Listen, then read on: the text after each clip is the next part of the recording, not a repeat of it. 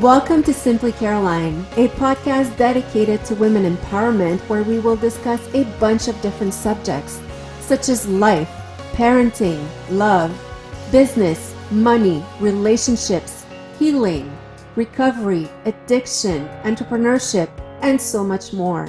A podcast I'll do my best to keep simple, fun, and relatable and bring you tools to help you better your life. So thank you for being here. And here's your host, myself, Caroline Blanchard. Welcome back, everyone. Thank you for being with us again this week. And yes, I have another amazing speaker because that's clearly my favorite word of the year. A speaker we had before, but I asked her to come back because she's going to talk about a subject that we all go through very soon, usually spring cleaning, but that we should go through all year. Decluttering. So welcome, Lissa Figgins. Thank you. Thank you. It's so fun to be here and be back with you. We always have amazing conversation. I just like to say everybody else just gets to listen in to you and I getting to talk about really fun things, right? Yeah, pretty cool, eh? It's pretty cool. It's like having girlfriends discussion, but we record them and we let them play for everyone. So that's pretty cool. For those of you who don't know Lissa, she is a fireball, a positive energy. I can't say enough of how positive she is because she's a delight to follow on social media. So if you want to have sunshine in your days, follow her. But also she's a life coach. And your big mission, Lissa, is really living repurposed, right? Yes. So talk a bit about that. Yeah. What is? So the whole idea of repurposed, and I put purposed in capital letters, is this thought that so often we're living by default, right? We're just letting life happen to us. We're letting life decide for us. We are just kind of going, here and there with every wave that comes, with every wind that blows. We're just all over the place. And what happens is we wake up one day and we look in the mirror and we go, what just happened, right? Maybe we don't love how things look on the outside, but more importantly, we may not love how things look on the inside. And that was the year that I turned 40. And so I decided I was going to be intentional. I wasn't just going to keep being, let life be my excuse. I was going to start designing what I wanted life to look like. And so that to asking a lot of questions. And it really always comes down to purpose, right? And that's why it's repurposed, because we have to come back to our purpose, because that's what will drive everything else that fills our days and our weeks and our months and our years. And if we don't come back to our purpose, then it's almost like we're just leaving this wide open space that will be filled by whatever purposes and agendas are out there from all the culture, people around us, just all things in the world. And most of the time, that's not going to take us where we want to go, right? You're so right on that. And especially yes, I'm going to say it, especially moms, I feel like, there's always something happening. And I'm saying that, but there's business women, like anything, when you are a bit busy, everything will happen every single day for you to not follow your schedule if you don't have one. So go with the flow, basically, which that was cool when I was 20, but then realized at 40, it doesn't work that well to go with the flow. You have a few more responsibilities at this stage. Yeah, yes. Exactly. And if you want to start achieving goals, you need to really structure yourself. And what I like about, your whole mission, it's really repurposed. And for me, one of the big things I had an issue with is that when I became a mother, I was a mother and I would identify myself as a mother.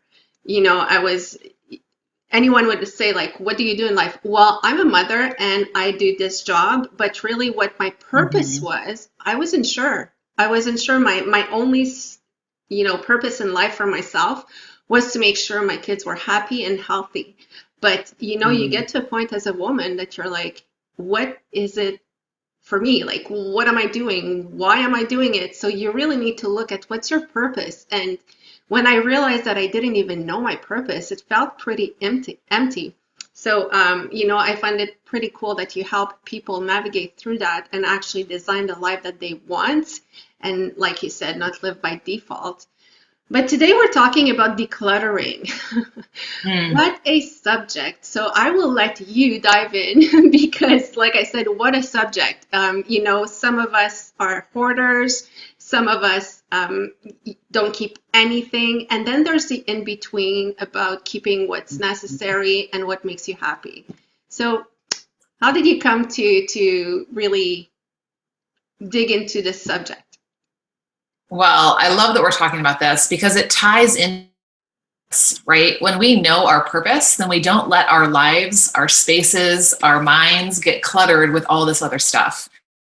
But when we don't know our purpose, then we're just, like I said, it's that wide open door that we're inviting all these things to come in.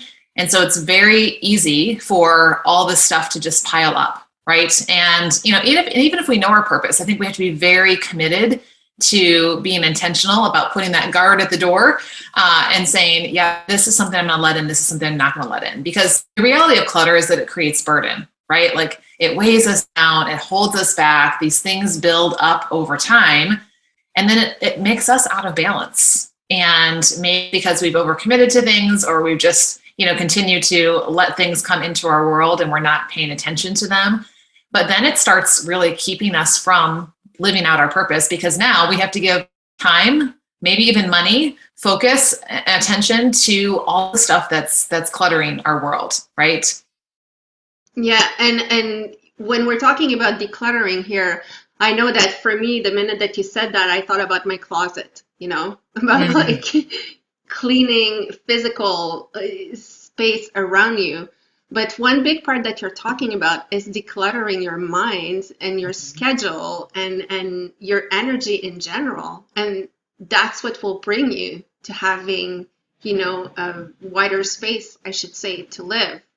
Yes. I mean, how does it feel when you open that closet or you open that drawer, or even, oh my goodness, I've seen some people like how many red dots they have on their phone next to their emails, and it like literally sends me into a panic attack. And that's not even my email account, right? But like usually when we've got, things that are screaming, handle me, handle me, handle me, guess what? We get overwhelmed. We shut the door, right? We shove it under the bed. We just kind of try to get it out of sight, out of mind. And then we do nothing. Right? Because an overwhelmed mind doesn't know where to start, and it feels like it's too much. And so we just don't do anything. So whether it's paperwork, which I have to be completely transparent, the paperwork was piling up on the counter yesterday. It was like, I can't function in this. And so I have to take care of it. It's not only because I knew we were talking about this today, but just because I could feel that angst in me. And most of it was not mine, but the part that was mine, make sure that I took care of. But maybe it's, books and magazines and the mail that comes in. Workspace. My husband built me this really big standing desk for, doing things like this. And at first I said, there's no way I'll use that space. And let me tell you, like every time he walks in here, he's like, I think that desk is just the right size and maybe not even big, easy to let stuff, just scatter. Storage. I think that's another place, like, right? Like what's hiding in those closets or the basement or garage, even sometimes in our bank account, finances where we have subscription and payments and things that are going out that we're not really even paying attention to. And, we just have all of this stuff. So I think that's where we typically tend to look first is the physical, but then you also hit on the emotional, right? Like, sometimes we've got things because of toxic relationships or things in our past or resentment or even ways that we're punishing ourselves that keeps us in the same place, right? We're like that, that closet that's all, jumbled up and we slam the door. And so when we do that to ourselves emotionally, then it doesn't allow for space for new and good, right? And growth to move beyond that. So how do you declutter emotionally? Well, I think it's easier to declutter physically first, right? Like, but yeah, so let's talk about the emotional and then we can talk about some of the physical things. Like, I think the first thing is to notice, like when you look at your closet, when it's getting, out of control, when that drawer is like, okay, I just need, something needs to be done here. When I saw that pile that just kept getting bigger of receipts and papers from this week that was just piling up on the counter, like, so number one is noticing, not just walking past it. Right. So especially in our emotions, like noticing those things when they come up not just brushing past them or ignoring them or shoving them under the rug emotionally, but noticing that they're coming up is the first step. And then I think the second step is saying, okay, what's one thing that I can do to, well, I got to take that. Let me put in a little one in between there, because as I'm thinking through this out loud. So that first step is noticing. I think the second one is deciding, does this serve me? Right? Because again, go back to your closet. How many of us as women have clothes hanging in our closet that we haven't worn in years? Right? Maybe the style has gone out. I still have my graduation. Needed to be prepared. Sorry, I still have my graduation dress from high school. Oh my gosh.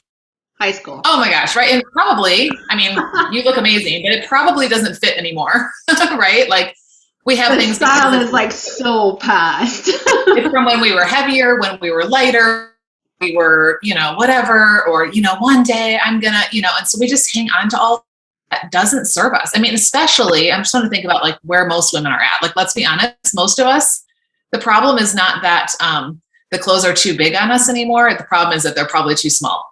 And so if we hang on to those too big clothes, at the same time saying I'm working towards, being at a healthy weight, it's almost like we're subconsciously putting the brake on when gas on, right? Like we're keeping something from the old person that we don't want to be anymore, because we know she's not, right? We know she's not confident. We know she's not caring for herself.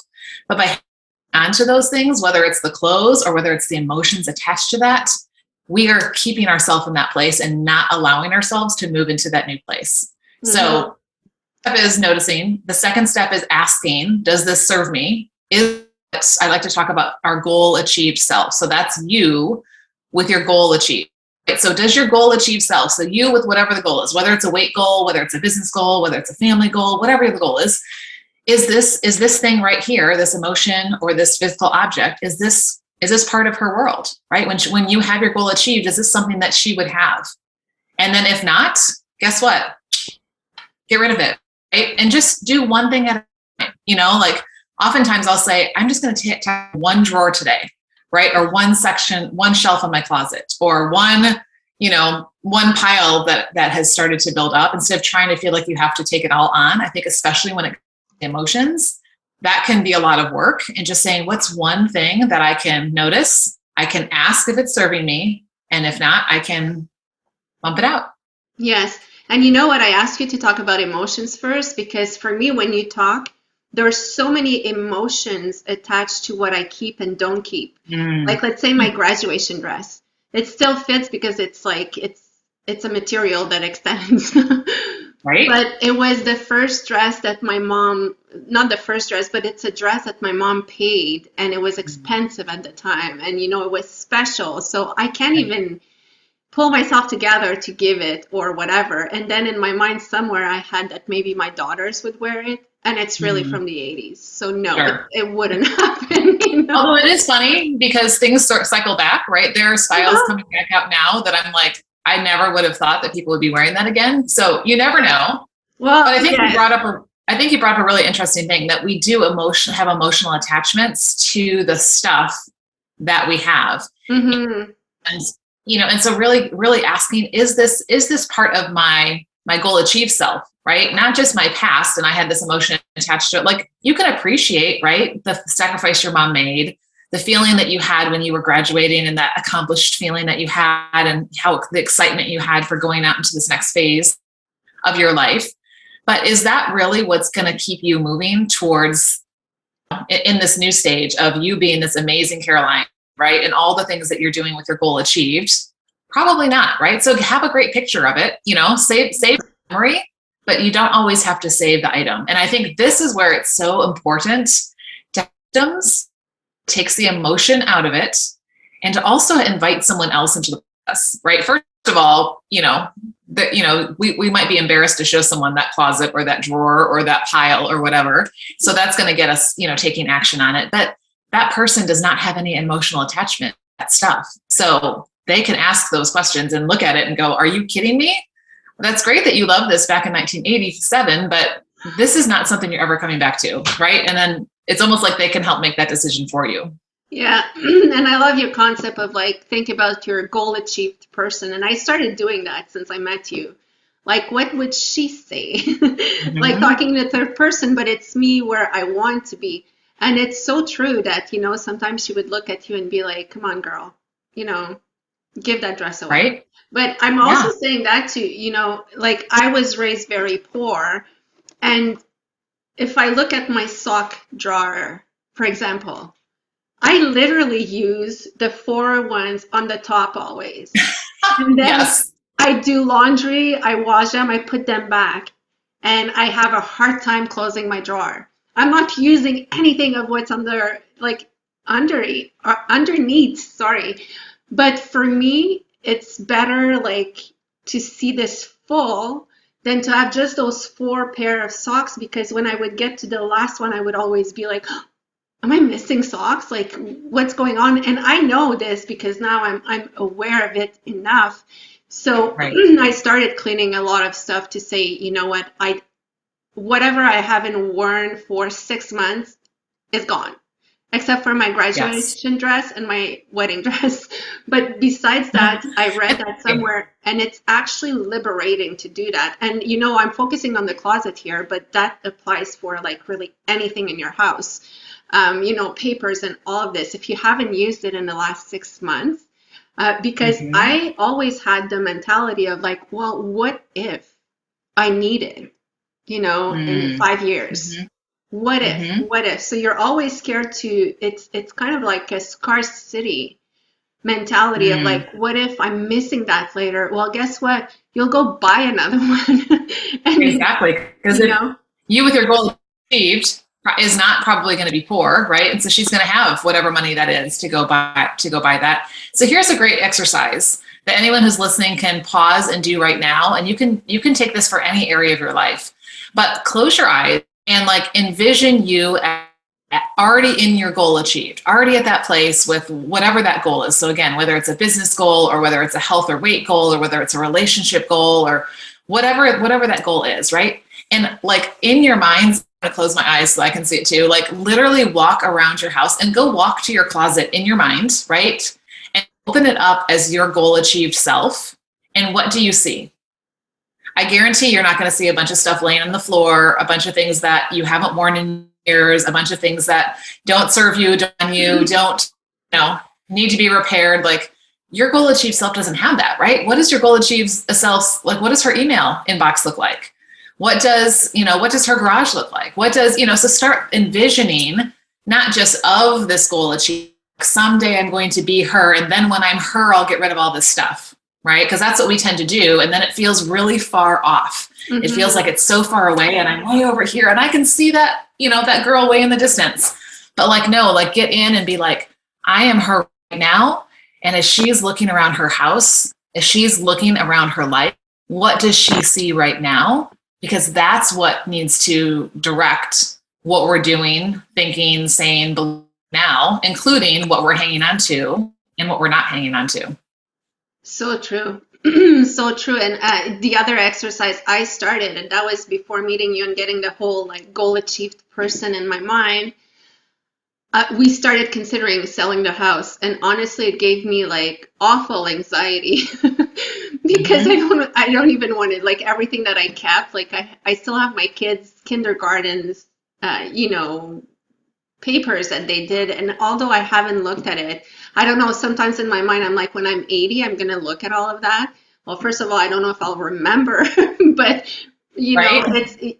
now I'm starting to see that and I'm like, doesn't make sense. But when you start thinking about what if I had to move tomorrow, that for Yes. me is when I What would I realized take? like I have way too much stuff. Yeah. And the thing is like Right. Like imagine if you only had 24 hours to move, and you couldn't come back. What things would really mean something to you, right? What things mm, would you really want to save? And I remember, I went through all the things with kids, right? All the art projects that come home, all the, the papers that they do and things like that. I remember hearing from another mom. She's like, great, take a picture of it. Like every week she would put her kids, all of their like artwork on this coffee table they had, and then she would take a picture of it. So they still had the memory of, looking back to see what it was that he had created, have all the clutter, right? Having a space like for each kid, you could, she had a tub that was theirs. And so if it got full, then some things had to leave, right? Because some things may have been really important at the time, but now that, they've grown, it's not so important. So giving yourself some limits and saying it is okay to save things. And I'm going to make sure it fits inside this container. If we can do that for ourselves, right, as adults. I think the other thing too is really thinking about maybe this isn't serving me right now.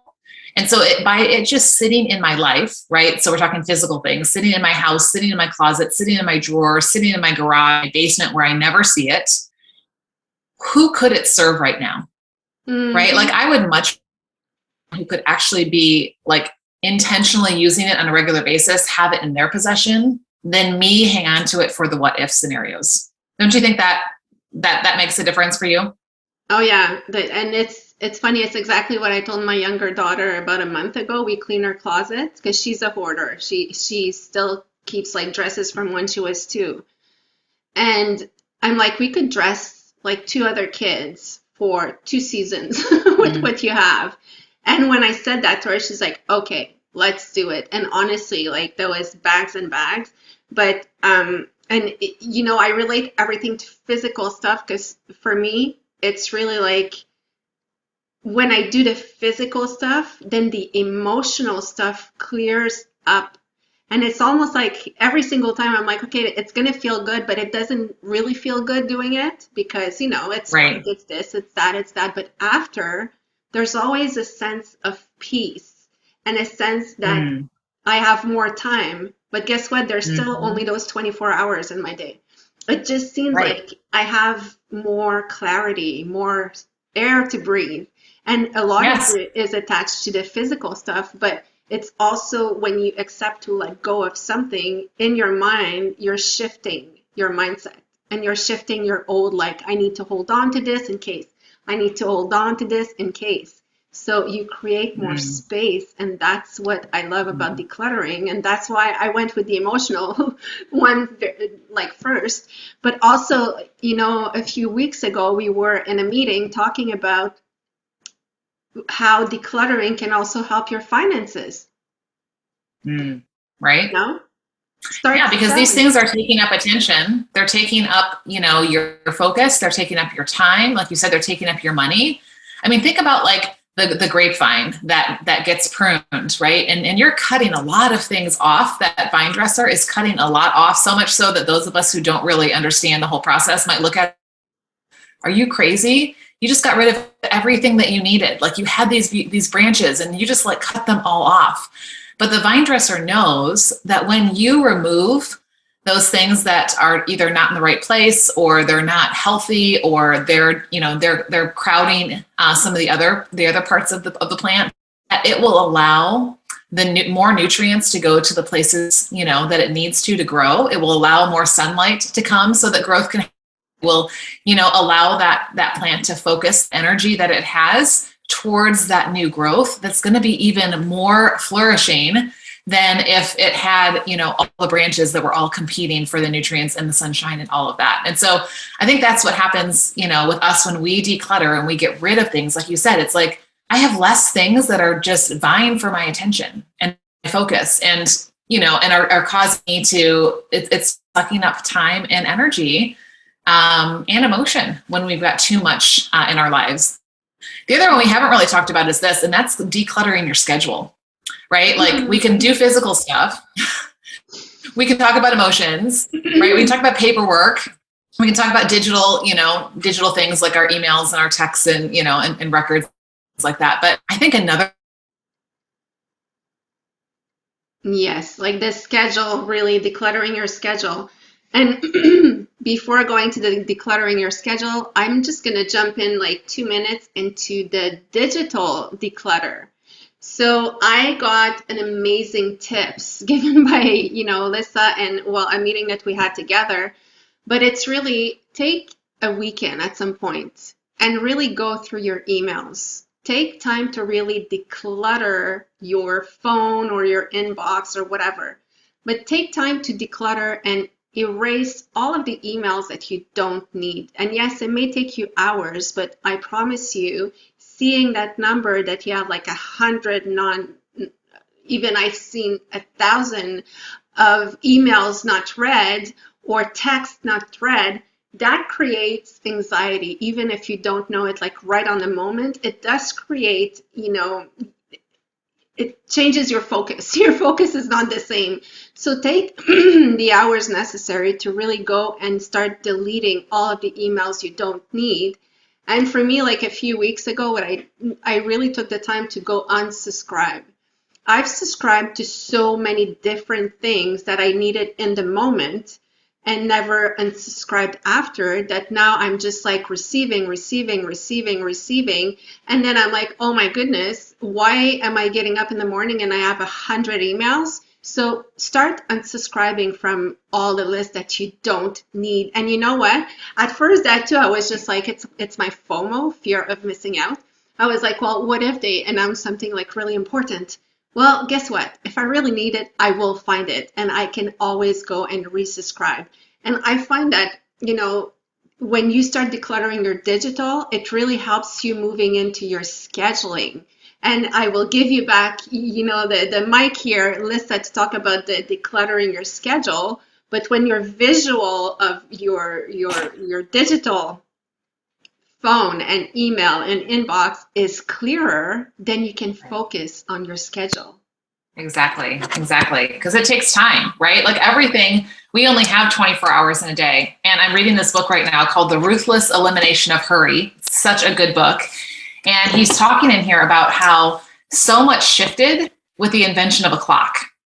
Because prior to the invention of the clock, people just went about their day and they just had rhythms, right? When the sun came up, they got to work, they did the things, the sun goes down, they go to bed, they sleep, then they get up and they do it again. There wasn't this pressure of I have to fit this into a certain time frame, or here's how much more time I have. And, it just was those regular rhythms of life. And then he was talking about once clocks got invented, so we're not talking the ones that we wear in our wrists, right? We're talking like back in the day when you had to walk to the room where the actual clock was, right? It's made people start focusing on that, and their patterns started changing, and then they started working more and doing more. In fact, I think this is really interesting. We've come up with so many time-saving devices, right? And the things that are going to save us time. And so futurists back in 1960s were predicting that the average person would work less than 20 hours a week. Because with all these time-saving devices we now have in our world, of course, why would we be working 40, 50, 60 hour, And yet you look at our society and we are busier now than we've ever been with all these devices that are supposedly, supposed to save us time. And, but that's just because we've opened up our schedules, right? We've opened up our calendars. We've said yes to this. We said yes to that. We've said yes to this. We've allowed this in. Okay, I'm going to do this once a week. I'm going to do this once a month. And just all these things, start coming in. And then guess what? You don't have any time left to work on you or the goals that are important to you, right? And so that's where I think we feel like, gosh, 24 hours is not enough, because I'm giving all of my, it's like if you were to open your bank account and start handing money out to every person who asked, you wouldn't have any money left, right? No. Nobody knowingly does that. I mean, you may have someone who accidentally gets into your account, or that you're paying for something you're not using. So, you can go in and adjust that, but nobody does that. But guess what we do with our time? We just freely give it out to everyone, right? And hoping maybe there's something left over at the end of the day that maybe I can take care of myself, or maybe I can work on this project, or maybe, I can read that book that's, I know is about that mindset I need to have. It doesn't happen. And it's funny, you just talked about, time-saving devices, and it just brought me back to, I walk my dogs every day. Well, mostly every day, let's say. And I used to just take the dog and go for a walk in the forest and enjoy my forest. Yes, I call it my forest, but, and would come back home and that's it. And then my husband got an Apple Watch and he started counting his steps and his this and how many kilometers. And of course I have a competitive fiber in me, because the person is like, wow, I did this much step today, I walked this many kilometers. So now every single time before leaving, and I wasn't going with my phone because it was really my place of peace, But now I leave with my phone, and before leaving, I go in the app and I, start workout, so I know exactly how many kilometers I walk and blah blah. And yes, it's interesting, but it's 5 minutes more that it takes me to, set it up before I leave, and then when I come back. And in the end, the other day I was thinking about that. I'm like, it's quite silly because one day it's 4.8 kilometer, the other day is 4.87. It depends if I right? Did I go in a straight line or did I weave a little bit? Right. Yeah, exactly. But we start thinking that we need those things and we need to know, but who cares? I'm going to go back to that. Just take my walk and not care about how many kilometers, because honestly, it doesn't even change anything. Exactly. But I'm taking this simple example, but we have it in a lot of things. So Lissa, tell me, for someone, let's say I'm sitting here and I'm like, this lady is amazing and I love her advice. I want to declutter my schedule. Where would you start? How do you start? Yeah, that's a great question. I think, again, first thing is always noticing, right? That is always the place we have to start, because we start normalizing busy, right? When we start normalizing this, I'm always stressed. I mean, how many times have you asked somebody, how's your week been? Busy. Oh my gosh, everything's busy. It's just like, it's a badge of honor, right? That I'm just busy, right?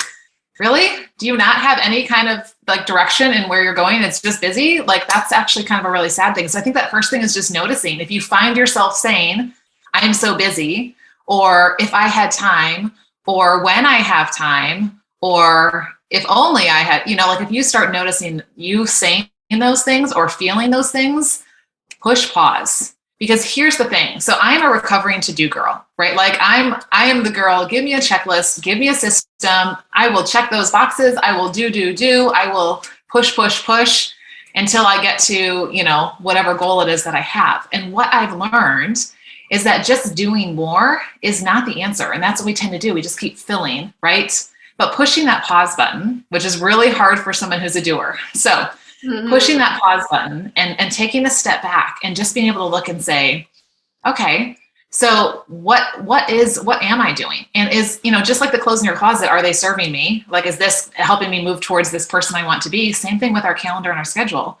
Are these things that I have serving me right now? Because maybe that schedule served you a couple months ago, a couple years ago, a couple decades ago, but that does not mean that is still serving you today and who that goal achieved girl that you are becoming right now. And so I think we have to stop and ask, is this serving me? And then if it's not, get rid of it. So if it's something you can completely take off your schedule, just be like, I'm not doing this anymore. It's not necessary. It's not going to move me in the right direction. The world will keep spinning. Maybe somebody else can do it. Maybe you're going to delegate it to somebody and say, you know what, this is something that I know needs to happen, but I don't have the space right now, or this is not the best use of my time. So maybe it's a family member, right? It doesn't always have to be hiring somebody. Sometimes it's just the people that are right around us that they either expect us to do it, or I think we just take it on ourselves, right? As women, as moms, as wives, we're like, I got this. What was me? I'm down here washing the dishes while you guys are upstairs watching a movie, hello, and get them in on the process, or hiring somebody, right? Somebody to come in and clean your house once a week or once a month, or, whatever. So that what's left is really are the things that, number one, are energizing to you, and number two, are moving you towards that goal achieved girl. So I like to talk about the 4 Ds. So it's dump, and you can use this for any category of your life. Okay, so it's dump, delegate. So dump of the obvious things don't serve you, just get rid of them. Delegate would be something you can hand off to somebody else. So whether I'm donating this item to someone else, or I'm giving this task to someone else, or whatever that is. So dump, delegate, delay. Not in a procrastination way, I just don't want to deal with this, so I'm going to shove that drawer closed yet again, knowing that I need to give it attention. But it's okay sometimes to say, right now is not the time for me to give this attention. And so when we delay things, it's not this someday delay. It's I'm going to put this on my schedule. So maybe, it's on Saturday, I'm going to block off this time. For me, I hate tax time. I hate having to go through and get all the paperwork together. And gosh darn it, it is on my calendar for tomorrow. I've got a couple of hours just blocked out. And even if I don't finish it, at least getting started on that process is going to feel so much better, right? So I'm like, okay, I've already made the appointments. I've already decided this is what I'm doing. This is what I'm going to do, right? So that the only things that are left in your closet, in your schedule, in your inbox, in your, whatever are the things that only you can do and that are moving you towards that goal achieved, girl. So those are the 4 Ds: dump, delegate, delay, and then do. Love it. Love it. So let's start by the dump for this week, and let's take it one step at a time. And it sounds all easy, and but it is a process. Mm-hmm. And the best thing with anything is to take the first step. You have to take the first step. And there's one little trick I was given about a few years ago, and when I did it, I was just almost in shock. Is for 2 to 3 days, keep track of your day. Keep track of what you're doing when. And we all think we know what we're doing. And yes, those 2-3 days will be more time consuming because you will be writing a lot of stuff. But let's say I go downstairs to fold laundry and whoops, I get a text and boom, next thing I know, I'm on Facebook and I'm following a link and blah, blah, and 20 minutes after I'm like, oh gosh, my laundry, and I get back to my laundry. And, take the time to write down, okay, I was 10 minutes with laundry, 20 minutes looking at text. And if you watch TV, which is perfectly fine, by the way, we're not telling you don't watch TV. Watching TV is a good thing. And, there's no badge for not watching TV. If that's your entertainment of choice and it makes you feel relaxed, perfect. But just keep track of everything you're doing, like prepping meals, or just standing in front of the fridge and wondering, what am I cooking tonight? Honestly, I lose a lot of time there. I used to, not anymore, because now I plan ahead my meals, and I remove the thinking of it, and I remove the hating suppers of it. But when you track everything, you also become more aware of where do you spend your time. And like Lissa and that's that noticing. Right? And then you can start dumping. Yeah. Easier. I think the biggest problem is we are not noticing how much is going out of our energy and our focus and our attention. So I love that, starting with that place and then really taking stock of that. Does this serve me? Whether it's an item, whether it's a time chunk, whether it's an emotion, and then get rid of the things that are not serving your goal achieved self. Right. And, the same is true. Like, I know people do this all the time. Like if you're, wanting to lose weight, right, write down everything you eat. I guarantee you're going to think twice before you eat something if you know you have to write it down, right? Because you're holding yourself accountable to what you're putting in your mouth. And the same can be true with, the stuff in our homes, or the stuff on our digital devices, or the stuff in our calendar of, before I put this shirt away, even though I just washed it, right? Is this really serving me? And is this moving me towards, what I want? That's so great. So, amazing advice and good tricks. And you can find Lissa has some checklists that will help you declutter. She has some good advice. You will find that all on the links that I will put with the podcast. Lissa, it's always such a pleasure to have you. I absolutely love you, and thank you for being here. And I know we will have her again this year because I will re-invite her. She always has great advice and great tips. But Lissa, what would you leave people with because now it's spring cleaning approaching, and I haven't done mine last year. So right, I know it can build up, right? And we just double duty. COVID being in our homes, and some people took that time to really clean out, and some people just, buried our heads in the sand and didn't deal with it. Well, 2 things. One, before I forget, I do have a workshop coming up, and there's a checklist that goes with it. It's called the 4 Ds to clear the clutter, so you can make space for something new. So I will drop the link for that. It's lissafiggins.com/clutter. You can RSVP for that. And if the event's already happened, guess what? You get the replay and you still get the checklist. So that can be some tangible tools for any of your listeners. But I would say, just start with one thing, start with one space, right? Maybe today it's one drawer. Maybe it's one, section of your calendar. Maybe it's one digital device that you need to, start going through. Just start with one place, because, and we talked about this earlier, especially when I think about my taxes that I'm working on tomorrow, it feels like such a big task. And so my tendency is I get overwhelmed. I don't want to do anything. And usually what I find is that once I get into it, it's not as bad as I thought it was going to be, right? Once you get that ball rolling, whether it's cleaning out the closet or whether it's going through the garage or whether it's going through those emails, at first it feels like this huge, scary thing, but you start just doing one little thing after the next. What's the next thing I can do? Okay, I did that. Great. Maybe I'm done. Or maybe I say, hey, what's the next thing I can do? Like, it usually ends up being that once that ball gets rolling, it's not as scary and big as we thought it was going to be. And it will feel so much better and lighter to not have all this stuff cluttering our space and our minds and our hearts. Yes. And imagine, like, for me, what I see when I'm going to say it, when I look at celebrities and I see their house, I'm always like, wow, it's, first of all, most of them are pale. It's in white or light blue, like all the colors that I love. And I'm like, how can it be so clean? There's no clutter anywhere. There's nothing. And then, of course, my husband is always there to bring me back to reality. He's like, that's fiction, Caroline. They have maids, they have this, they have that. But when I look at those pictures, I feel calmer. Yes. So my goal achieved, Caroline, is the one who will have this mansion and who will live in that picture. And I will get there one day. So thank you. You are her today, girl, right? Yes. It's not one day. You are her. You start thinking, believing, acting, doing, clearing your clutter like she would. And you're going to wake up one morning, look in the mirror and go, oh my goodness, this is what I envisioned. You're going to open up your closet and say, this is what I pictured when I closed my eyes and I visualized that, right? Absolutely. You're going to look around your house and say, these are the walls that I always wanted. You're right, actually. You're right. It's I did my bedroom. So my bedroom is my sanctuary, and that's the colors that I like and everything, and it's not clutter. So you're right. Visualize it and it's going to happen.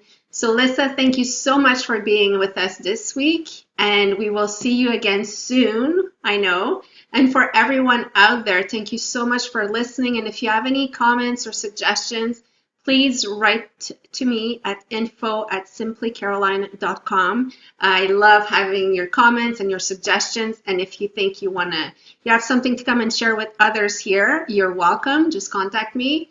And Lissa, have a beautiful spring. You too. Thank you so much, Caroline. Thanks, everyone. Bye.